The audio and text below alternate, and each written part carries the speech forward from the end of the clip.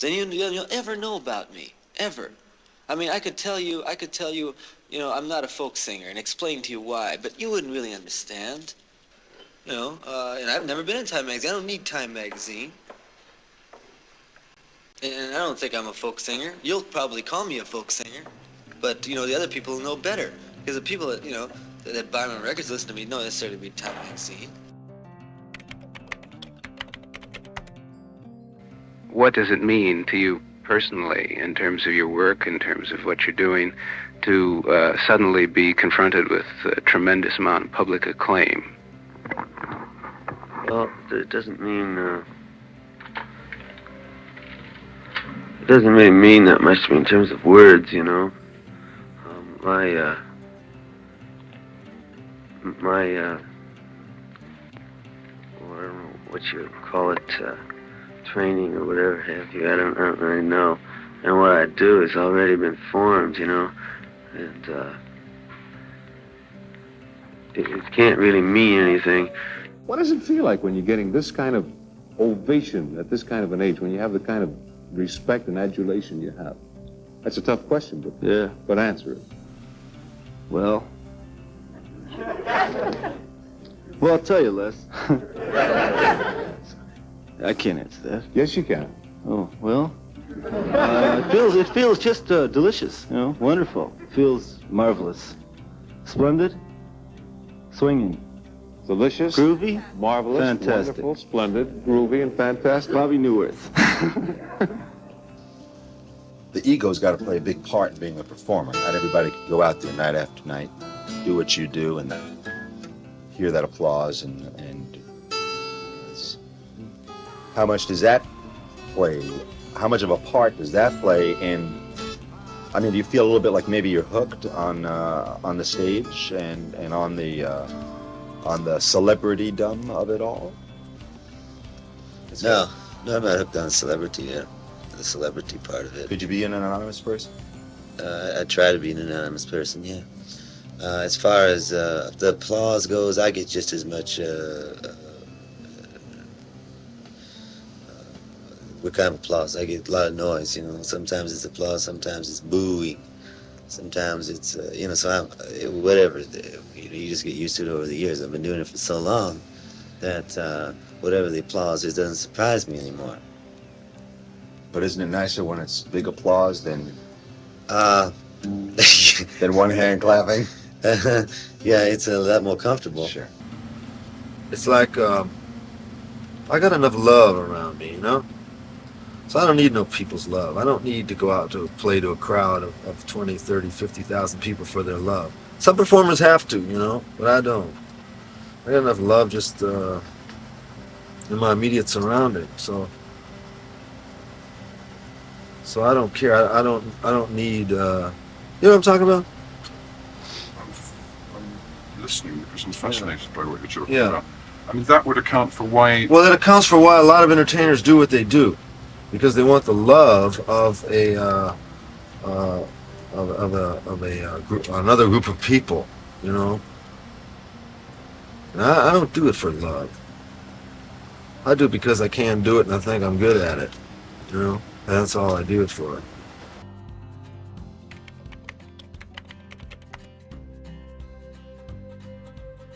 Josh Dunson, in his new book, Freedom in the Air, implies that you have sold out to commercial interests and the topical song movement. Do you have any comments here? Well, no comments, no arguments, I certainly don't feel guilty. It's not like I went out and got into music to make money. There wasn't any money to be made in music when I was in. If you could just support yourself, you were doing good. There wasn't any money. It wasn't this big billion-dollar industry that it is today, and people do go into it just to make money, and because it's proved that you can make money in that field. Was there a time in your life in the past when you'd be on the phone, hey, what did the album do this week? Or is the single did it go from 8 to 4? Was there a time when you really got off on that kind of stuff? Well, you always want to know what's happening with your record, so the first few weeks, yeah, you'll call up and find out, you know, if it's selling or if it's not selling or. Isn't it nicer when the album, you know, is in the top 10 instead of hanging around at 45 or something? It is and it isn't. Like Slow Train was a big album. Saved doesn't have those kind of numbers, but to me it was just as big an album. So it really matters little to you, the acceptance or the rejection on the part of record buyers? It doesn't. I'm fortunate that I'm in a position to release an album like Saved with a major record company, so it'll be available to the people who would like to buy it.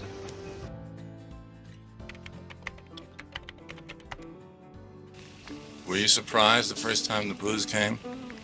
Yeah, that was at Newport. Well, I did this very crazy thing. So, you know, I mean, I didn't really know what was going to happen. But they certainly booed, I'll tell you that. You could hear it all over the place. I don't know who they were, though. And I'm certainly whoever it was, did it, you know, loud, twice as loud as they normally would. They kind of quieted down some at Forest Hills, although they... Changed? I mean, you get screaming, do you get people rushing to the stage? No, sometimes you get people rushing to the stage, but you just, you know, turn them off very fast. Depending on how your music has evolved, there have been people who actually got angry because they felt it had changed. Did that ever bother you?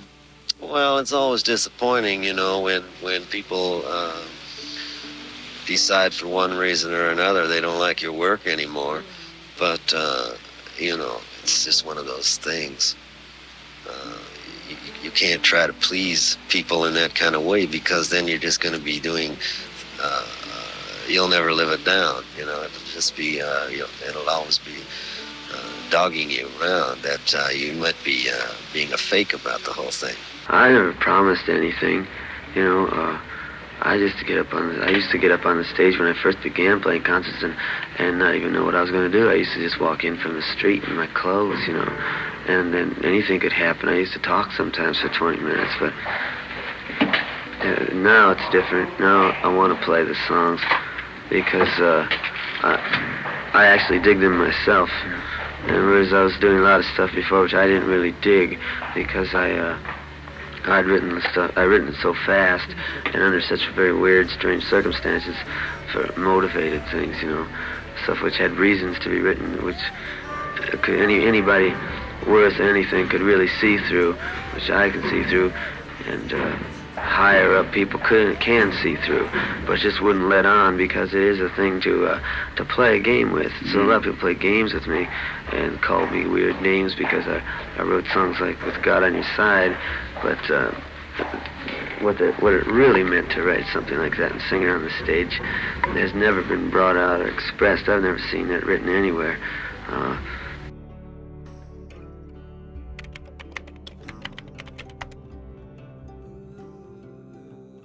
When did you realize this success was happening to you?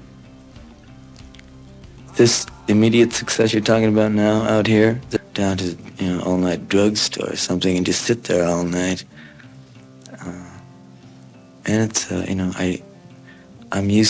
my whole life I'm used to staying out all night in public places.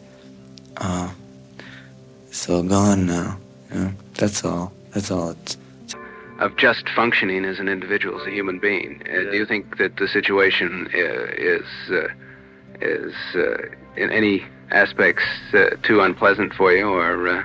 Well, sometimes it is, but other times it isn't. But I can't really let it bother me because it's happened, you know, and I can't say anything about one way or the other.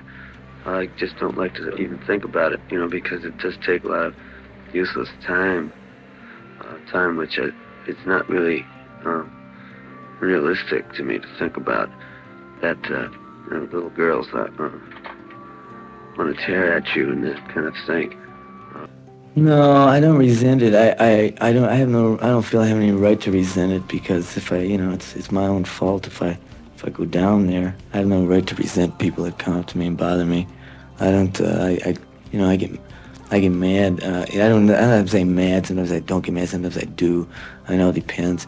I usually try not to make it out. You know, if I'm in, you know, if I'm touchy about anything, I don't really like to see anybody. Does that affect your everyday life? You mean walk down the street knowing you're a living legend? Well, sometimes, I guess. Do you find it hard to go to places where you're not being recognized everywhere? Well, at this point, I'm recognized just about everywhere. Everywhere. Sometimes it can be uncomfortable. How do you sort of react to that confrontation, though? Do you shy back, or do you? No, usually I try to leave. Quickly? As quick as I can, usually for the back door or someplace. Where do you feel most comfortable then? Just about anywhere, really. I'm not really discomfortable anywhere. People react to famous people, you know. So if you talk to famous people, I guess I am one of them because I have a certain degree of notoriety and fame. Everybody just kind of copes with it a different way, but nobody really seems to think it's what they went after. You know, a lot of people go after fame and money, but they're really after money. They don't really want the fame, you know, because the fame is the you know, to walk down the street or to go somewhere and have people. It's like when you look through a window. Say you're passing a little pub or a little inn, and you look through the window and you see all the people eating and talking and carrying on. You can watch outside the window, and you can see them all be very real with each other, as real as they're going to be. Because when you walk into the room, it's over. You won't see them being real anymore. As you, not me. No. Me, and even if you're in the room, you'll notice that things have changed. Things have changed just because a person walks in the room who can be a focus point for everybody. You know, so, I don't know. Maybe that's got something to do with it. I really can't say. I don't really. Just think about John Lennon getting shot, and maybe you have to worry about something like that. You know, what if you made some sort of decision that you're not going to? What decision? Well, I mean, you don't have sort of security people around you and so on. I mean, and you apparently you flew up to Toronto. Oh, many times I have security people around me. Well, you just can't see them, that's all. Nobody knows ever who's with me or who's not.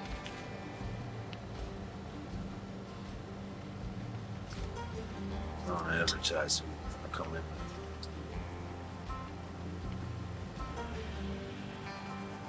But is that something that bothers you ever? I mean, the idea that because you're very famous, someone who thinks they love you might want to kill you. Well, that's always the case, isn't it? I mean, isn't that way it always happens? Aren't you usually killed by the person who loves you the most? I don't know. I mean, Jesse James was, supposedly. I mean, some guy got in close to him, you know, who he thought was his good friend. I don't pay any attention to it.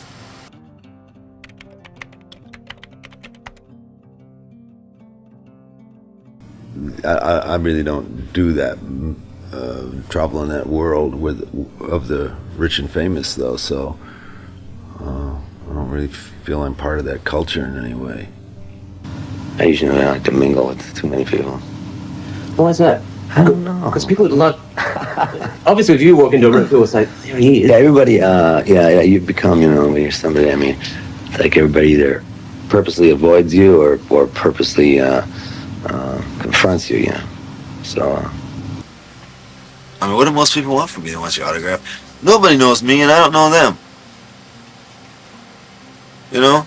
They walk up, they think they know me because I've written some song that happens to bother them in a certain way, and they can't get rid of, you know, in their mind. They got nothing to do with me. They still don't know me. and I still don't know them.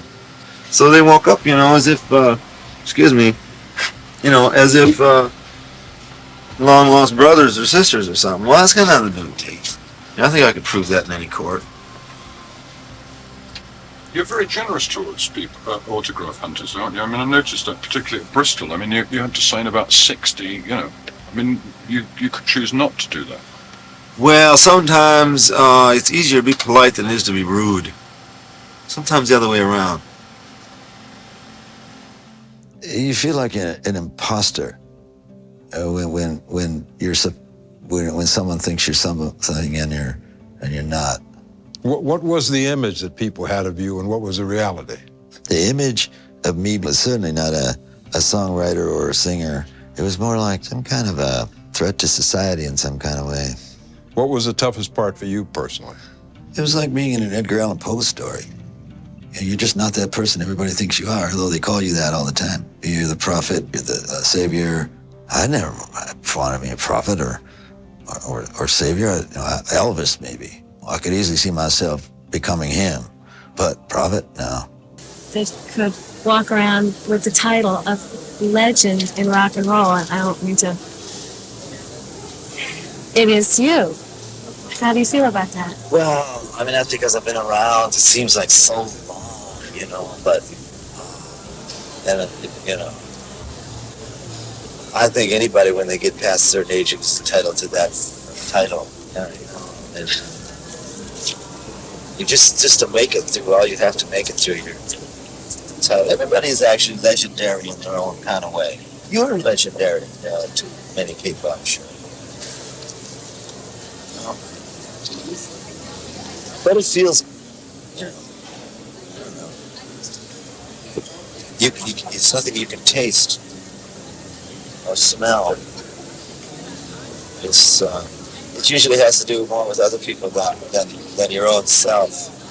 You also wrote that I'm a 60s troubadour, a folk rock relic, a wordsmith from bygone days. I'm in the bottomless pit of cultural oblivion.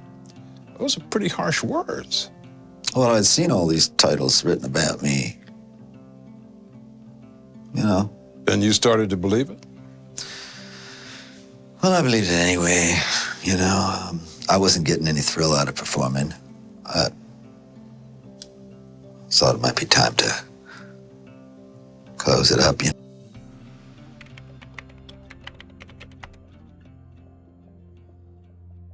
I just about had it, though. I'd had it with the whole scene. Just being pressed and hammered and, expected to answer questions is enough to make anybody sick, really. What do you think, what do you think Mozart would say to you if you ever come up to him and ask him questions that you would ask, What kind of questions would you ask him? Tell me, Mr. Mozart. Well, first of all, I wouldn't do it. Well, how come you do it to me? You see, the songs, though, is what I do. Yeah. Is write the songs and sing them, and perform them.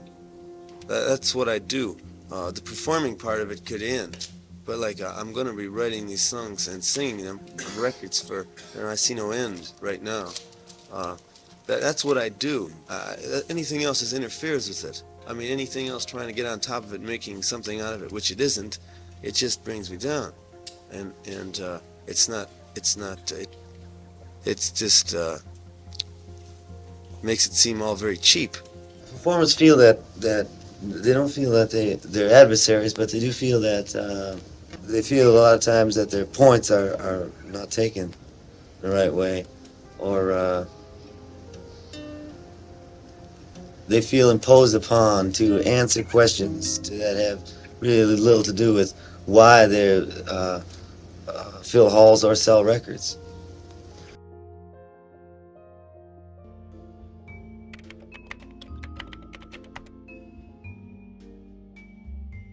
Hopes for the future, to be honest, I don't have any hopes for the future, and I just hope to have enough boots to be able to change them. That's all, really. It doesn't boil down to anything more than that. If it did, I would certainly tell you.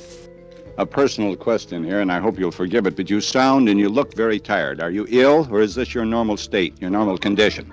Now, don't be offended. Well, you do look and sound tired. I'm, I don't like to hear that kind of thing. I don't mean to offend you, but you do. We can hardly hear you, and you look weary. I'm from New York City. You're all from California. You're this health thing. I don't know. I feel quite embarrassed about it the same way you do, probably. But I don't, I have no explanation for it. You sing them in new versions. Is that just an effort on your part to avoid being caught by the nostalgia? It is? Do you want to avoid over-interpretation by singing your old songs in new versions? Yes. Yes, that's all you got to say about that.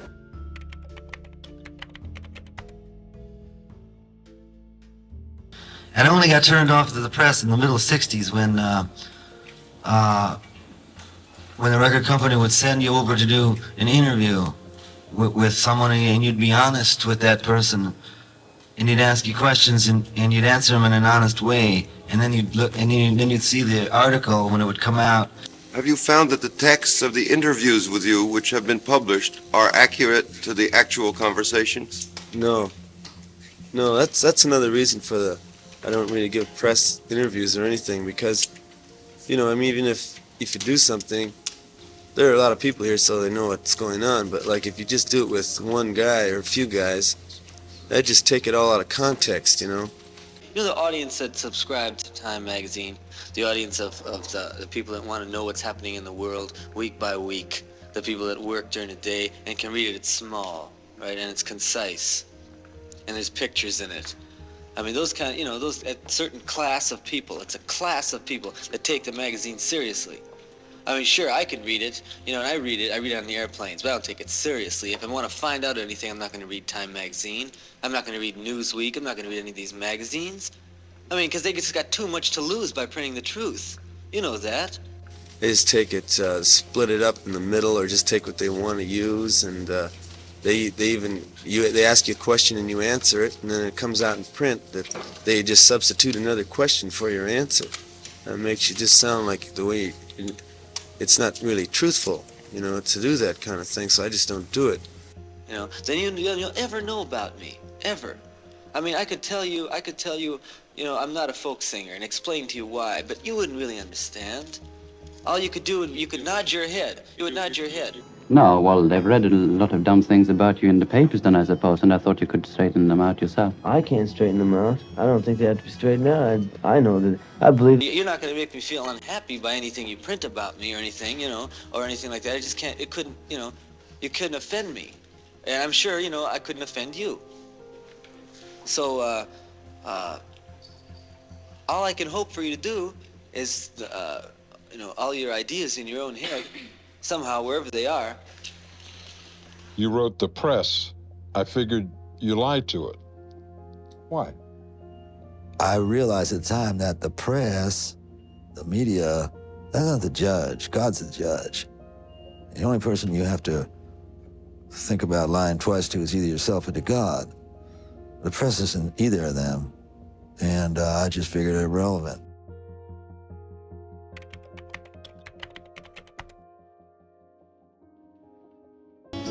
The music business changed in 15 years or so that you've been making records? Very much so. Oh, yeah. Boy, on TV, you would have seen an expression on Bob Dylan's face that an actual winds of pain shot through you there.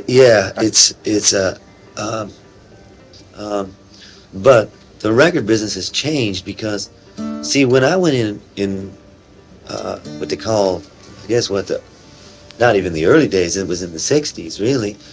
Everybody made records the same way as I did.